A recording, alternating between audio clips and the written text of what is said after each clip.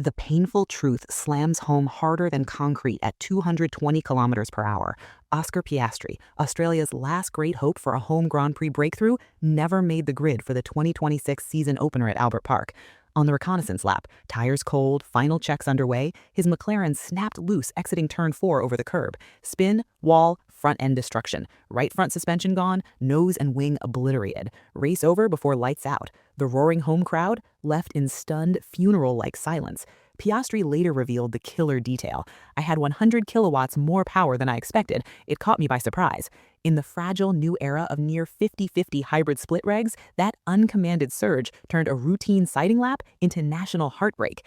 And if telemetry confirms a deployment glitch or mapping edge gone wrong, this crash could haunt McLaren's entire title defense. Piastri hit the turn 4 exit curb mid-downshift, cold tires, aggressive line, and bam, violent snap oversteer, right front unloaded or locked, straight into the barrier. Damage catastrophic in seconds. He qualified P5 after topping FP2. The car looked strong, but the real mystery is why that sudden 100 kilowatt spike arrived uninvited exactly when grip was marginal. Software mapping error, hybrid harvest misfire under the new battery rules, driver optimism amplified by regs. McLaren's tight-lipped review only fuels the fire. The black box will speak, but the paddock already whispers this wasn't just a bit optimistic on the curb. Behind the scenes, McLaren battles the FIA over aggressive energy deployment maps in the radical 2026 power units, where electrical output jumps to 350 kilowatts for near equal split with ICE. Teams pushed boundaries in testing for transient exit boosts. Rivals screamed unfair advantage. Now, Piastri's unexpected surge lights the fuse. If ruled a mapping fault or borderline exploit, forced software rollback could cost McLaren 0.3 to 0.5 seconds per lap through early rounds.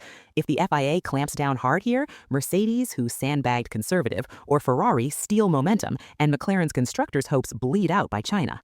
Mercedes played it smart, dialed back to conservative regen and torque limits on recon laps after Friday gremlins. No drama over curbs, cars planted. George Russell took pole, Kimi Antonelli ran clean. They won the race 1-2. Technically brilliant, traded peak transient kilowatts for stability under heavier batteries and active aero demands.